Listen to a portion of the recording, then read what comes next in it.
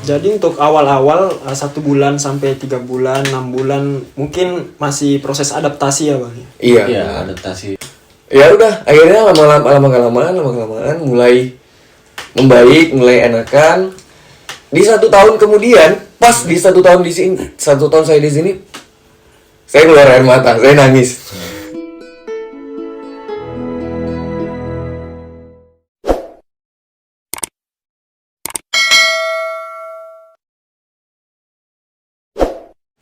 Jadi untuk awal-awal 1 bulan sampai 3 bulan, 6 bulan mungkin masih proses adaptasi ya bang. Iya. Iya, adaptasi.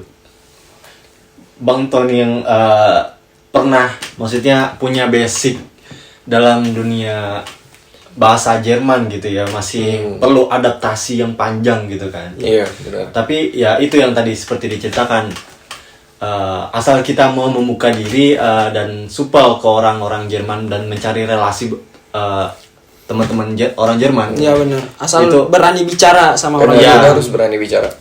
Lambat laun akan terlatih gitu. Akan terlatih juga.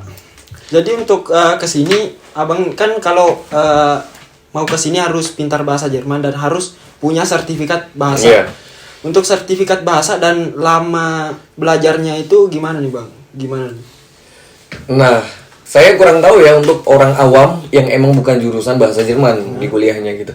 Saya kurang tahu. Nah, kalau untuk belajar dari pengalaman saya yang dari basicnya bahasa Jerman di kampus, jadi pada saat itu saya sudah punya ZIDS. Kalau yang ZIDS, CITS gitu.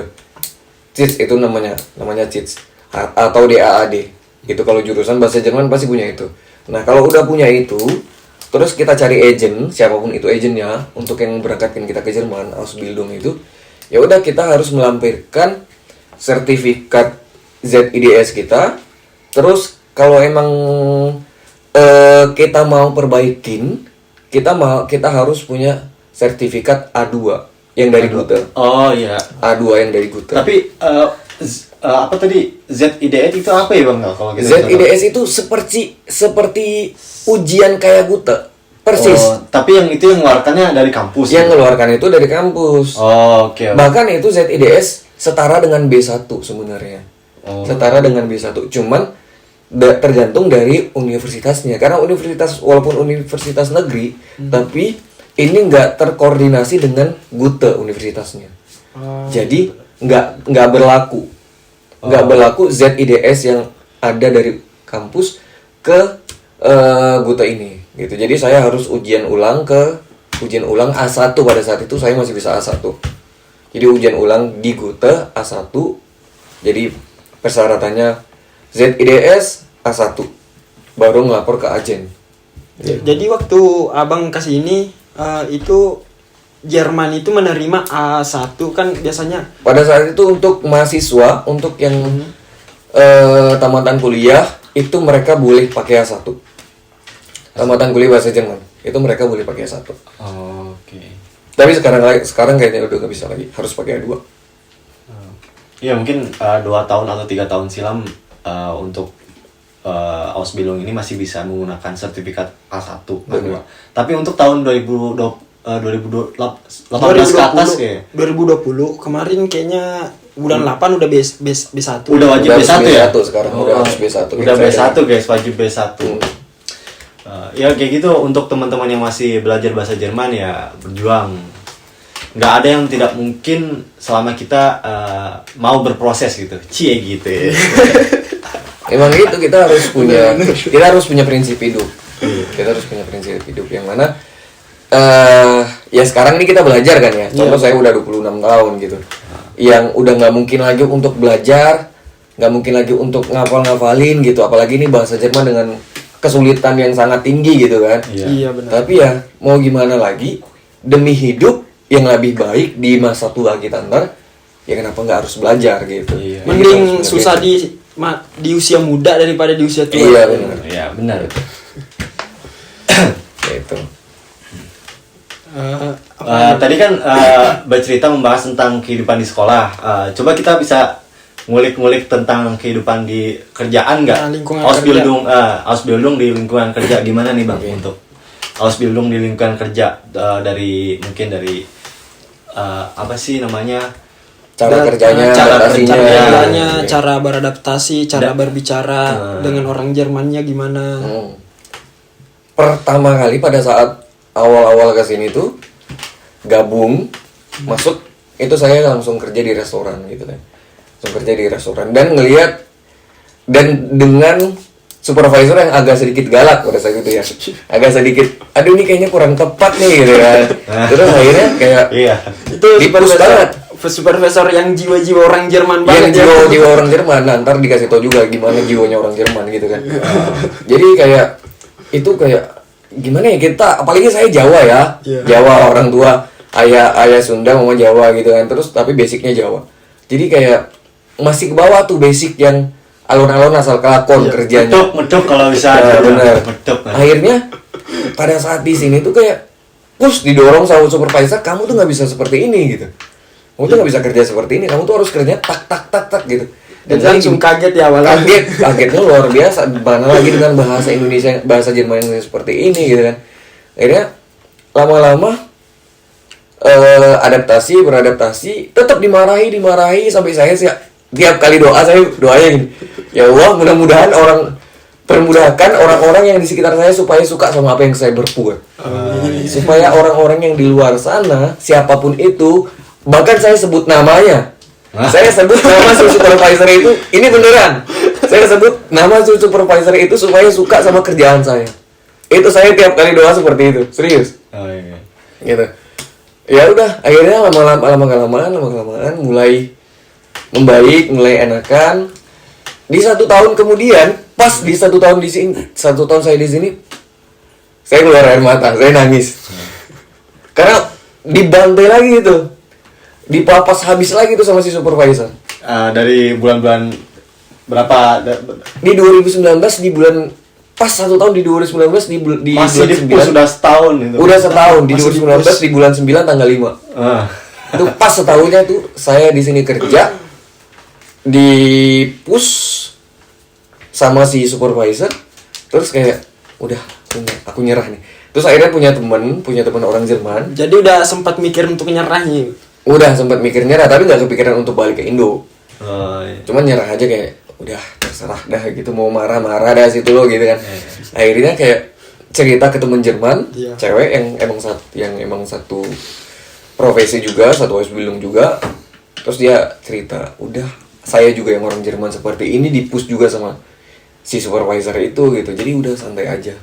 Udah dari situ mulai naik, mulai kayak oke, perbaiki bahasa, cara kerjanya perbaikin. Mungkin emang 1 tahun itu gimana ya, proses nggak secepat itu untuk kita bisa beradaptasi yang baik sama orang Jerman gitu kan. Tapi bagusnya nih, kalau menurutku ya, setahu aku ya, aku juga udah jalan 3 bulan di sini guys ya, untuk orang Jerman itu kalau marah dia langsung ke person, ke orangnya langsung, dan setelah itu dia maksudnya nggak bawa nggak berlanjut gitu, dan emosinya itu terselesaikan waktu itu juga. Setelah emosinya terlepaskan, udah kita udah kayak friend lagi, biasa lagi. Jadi masalah yang sebelumnya itu udah dilupakan. Iya, ya nggak sih bang, kayak gitu? Benar. Mereka tuh ya nggak kayak kita lah, nggak kayak fake friend gitu kan, nggak ada. Nggak ngomongin di belakang ya? Nggak ngomongin di belakang. Ada beberapa tapi nggak terlalu banyak kayak orang kayak kita gitu. Iya. Ya mungkin pedes sih emang di awal gitu kan. Oh, dimarahin sama orang Jerman kita. Ya nggak sih? Benar. Pedes. Cuman kayak mikir lagi, iya namanya kerjaan gitu. Iya, namanya kerjaan ya. Kerjaan. Kita sebagai apa sih kalau Kita yang masih berproses. ya, wajar lah. Itu Iya, namanya wajar. juga ilmu juga kan. Iya. Yang dikasih tahu, dimarahin kita. Soalnya kalau nggak di-push juga kan jiwa-jiwa orang Indo kan rata-rata Iya, malas kan. Benar. Nggak malas. Ya awal aku juga kayak gitu sih ya. Pertama minggu pertama udah kayak langsung kayak wah, kayak aku kan sempat nyuci piring juga di bagian nyuci piring di karena kerjanya kurang bersih gitu kan ya. Ya mungkin agak di frontalin gitu. Tapi setelah itu senior aku nih yang orang Jerman ini langsung setelah itu ya udah kayak biasa kayak nggak ada Biasa kejadian aja. gitu. Benar. Kayak nggak ada kejadian bahwasanya dia pernah marahin kita gitu kan. Iya, mereka seperti itu. Yang penting bagi mereka kita kerjanya, intinya prinsip mereka tuh kita kerjanya cepet, bersih, udah gitu. Iya benar. Kan orang Jerman itu kan memiliki beberapa sifat yang berbeda bang. Kan kalau di Indo kebanyakan sifatnya kayak gini. Kalau di Jerman sendiri kebanyakan sifatnya itu gimana sih bang? Sifatnya mereka lebih keras kalau menurut aku ya. Mereka lebih keras, lebih kayak iya siapa lu siapa gua dah gitu. Siapa lu siapa gua dah. Di luaran ya terserah mau ngomong mau gimana sama orang lain gitu. Respectnya kadang-kadang gini, kita nggak bisa mengcompare antara Indonesia dengan Jerman. Kadang nggak bisa gitu. Kadang kita mikir bahwasannya respectnya orang Indonesia lebih bagus daripada respectnya orang Jerman, tapi ternyata enggak juga. Jadi kita nggak bisa ngebedain. Iya. Ada plus minus lah. Ada plus minusnya. Kita di luar bahkan kalau misalnya ketemu orang Jerman yang nenek-nenek atau yang siapa gitu yang lansia, mereka lebih suka ngeliat kita. Tapi ada juga beberapa yang orang Jerman yang masih muda kayak ngeliat kita bahwasanya ini pembawa bencana atau apa gitu. Iya benar. Apalagi Gitu. musim corona kan. Ya kadang ada sebagian yang rasis gitu sama Ada orang-orang sebagian. Asia gitu. Iya, jadi masih ya kita nggak bisa mengcompare lah. Ada plus minusnya antara Indonesia sama Jerman. Tapi untuk tamu hotel sendiri nih gimana bang? Sejauh ini alhamdulillah tamu hotel sangat-sangat ya Sangat- sepemikiran saya ya sangat-sangat suka terhadap kita gitu, mungkin karena kita terlalu ramah ya, kita senyum mulu. Nah itu tadi sifatnya orang Jerman itu nggak ada senyumnya. Iya. Flat Ramahnya aja. itu nggak ada. Kalau ramahnya itu emang nggak ada. Ramahnya itu hanya dimiliki oleh orang Indonesia, orang Asia gitu. Jadi karena kita ramah, tamu ini seneng walaupun dengan bahasa kita yang kurang gitu kan. Iya benar. Tamu ini seneng gitu. Jadi ya udah, alhamdulillah nggak ada kayak kendala, nggak ada masalah tamu kayak kenapa sih anak ini yang orang Asia ini seperti ini gitu. Alhamdulillah nggak ada Iya. sampai sekarang sih. Oke. Gitu. Nah, Tapi untuk masalah greeting, aku mau bandingin dikit ya untuk masalah greeting. Kayaknya orang Jerman lebih greeting daripada yang di Indonesia kan. Kalau kan di Indonesia biasanya senyum doang gitu kan. Iya. Kalau di sini sapa Di sini harus apa? harus apa, Harus walaupun nggak senyum kan. Kalau orang Indonesia, kalau orang Jerman ngelihat kita cuma senyum doang, itu bukan greeting namanya. Itu bukan nyapa gitu. Tapi kalau orang Indonesia kan kita ketemu sama orang lain, sama orang yang lebih dewasa daripada kita atau teman gitu kan. Kita senyum, itu namanya nyapa. iya udah Iya, aja benar. cukup. Benar, tapi kalau di sini tuh nggak senyum, contoh senyum gitu sama orang Jerman. Kamu ngapain Ton gitu.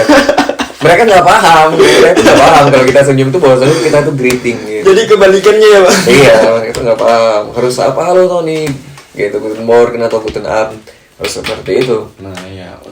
Tapi untuk teman-teman di kerjaan gimana nih, Bang? Senior-senior yang mungkin udah menjadi pekerja di sini yang orang Jerman, Dan sikapnya terhadap Acubi itu bagaimana? Teamworknya juga gimana, kerja timnya gimana?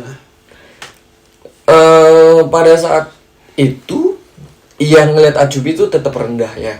Rendah. Tetap rendah di bawah dari mereka gitu kan. Kita tetap dianggap sebagai pesuruh lah gitu. Iya sih, benar sih. Dianggap Awal-awal sebagai itu. pesuruh.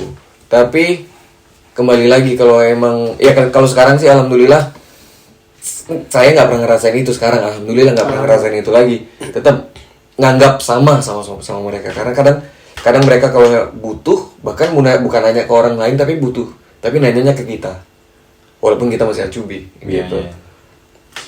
Tapi kalau dari ini pernah nggak sih rekan kerja gitu yang agak istilahnya sama Acubi itu bersikap yang Agak atau punya pengalaman tersendiri sama pekerja orang Jerman sini gitu? Ada pada saat itu yang kita Lebaran di tahun 2019. Lebaran di tahun 2019. Itu pekerjanya saya nggak ngasih tahu sama sekali kalau bahwasanya saya puasa. Cuman ada ngasih tahu restoran laternya atau bos restoran ngasih tahu bahwasanya ini si Tony sedang puasa gitu. Nah saya nggak, ya karena dia pernah juga ke Indonesia, jadi dia tahu momen-momen puasa gitu. Iya. Terus dia nanya Tony puasa ya, kata si bos. Terus saya jawab iya bos gitu kan. Terus dia cerita ke orang lain, bahwasanya si Tony ini puasa. Nah orang lain ini nanya ke saya, oh kamu lagi puasa ya? Kenapa sih puasa? Kenapa milih Tuhan yang nggak ngerti manusianya sama sekali, katanya gitu. Terus saya mikir iya. Ya karena pada saat itu ya di 2019 saya masih mikir bahasa juga masih kurang, jadi kayak ya mau gimana gitu. Terus saya cuma senyum-senyum aja. Cuma dalam hati saya, ya selama kita nggak ngeganggu kerjaan, kita nggak menunjukkan bahwasanya kita lemah di sini kerjaannya, ya udah kenapa harus bilang kenapa milih Tuhan yang seperti itu gitu. Ya saya juga pernah ngalamin kayak gitu kayak Bang Tony gitu ya. Orang Jerman, senior saya yang pekerja orang Jerman di sini nanya ke saya karena dia tahu saya itu Muslim. Dia kayak bersikap aneh gitu, tahu saya Muslim, dia nanya, kamu sholat? Ya saya sholat gitu kan. Kamu minum? Saya bilang tidak kayak gitu, kayak aneh banget gitu. Terus kamu seks, maksudnya illegal seks gitu ya, seks bebas? Enggak juga. Terus kayak why, kenapa gitu kan. Mungkin karena orang sini ya mereka pada kaget. Ya, kebanyakan kan di sini agamanya apa nih Bang? Ya, mereka nggak punya agama.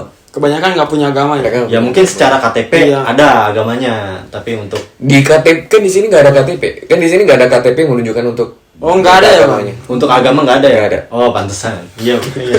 Mungkin sini negara apa ya, apa yang bisa disebut ya? Ya bisa dibilang liberal emang. Iya kan ya. Negara bebas kan ya, emang nggak harus memaksakan setiap warga negaranya punya punya agama gitu. Oke. Untuk waktu kerjanya sendiri nih gimana Bang? Lebih bagus daripada waktu kerja di Indonesia. Lebih bagus ya? Bedanya apa nih Bang? Kalau tahu? Ya di sini 8 jam setengah kerja. Gitu. 8 jam setengah. Itu pas 8 jam setengah ya Bang? Pas 8 jam setengah kerja. Ya walaupun ada beberapa teman yang di kota lain kerjanya itu lebih dari 8 jam, bahkan 9 jam 10 jam, tapi mereka tuh dibayarkan. Oh jadi umur setundanya atau kerja lebihnya itu. Uang lemburnya benar. Uang lemburnya itu ntar mereka dikasih 2 pilihan, antara mau dibayarkan masuk ke rekening atau diganti libur. Dikumpulin diganti libur. Oh iya. Beda dengan Indonesia, mau kerja 12 jam ya 12 jam, 13 jam gitu. Nah untuk kerjanya sendiri itu gimana sih Bang di sini tuh? Untuk sebagai seorang hofa gitu ya? Nah kalau kerjanya proses, oke, ngerti, paham. Jadi kerjanya itu dengar gini Bang, kalau hofa kan artinya satu hotel. Jadi satu hotel berarti harus ke reception juga, harus kerja kamar juga. Itu gimana nih Bang? Ya jadi hofa itu menyeluruh kerjanya, kerjanya, sekolahnya juga, pelajarannya juga menyeluruh. Dari sudut ke sudut, yang mana kayak resepsionis kita juga harus kerjain gimana kita bekerja di resepsionis, gimana juga kita kerja di dapur, kita harus motong-motong juga. Terus ingredientsnya atau komposisi yang tepat untuk suatu makanan itu apa gitu, isinya ada atau kandungan dari buah-buahan atau makanan itu juga kita harus tahu. Di restoran juga kita harus kita melayanin para tamu-tamu hotel segala macam. Terus juga di housekeeping kita harus bersih kamar juga gitu. Jadi kita punya 4 berai gitu, 4 Abteilung yang ada di Hotel Fahman. Jadi benar-benar belajar semua section di hotel ya Bang? Iya benar, harus benar-benar. Jadi balik-balik di Indo ya minimal posisinya supervisor lah. Minimal supervisor. Ya karena udah iya benar. Dari hotel itu seluk-beluknya udah diketahui iya, gitu kalau, sama benar. Karena di sini kalau belajar benar-benar dipelajari sampai seluk-beluknya. Untuk sekolahnya nih Bang, ada seragam gimana atau gimana nih Bang? Oke, ini pertanyaannya seperti yang kayak kemarin nih kayaknya ya. Oke. Saya belum paham. Oke.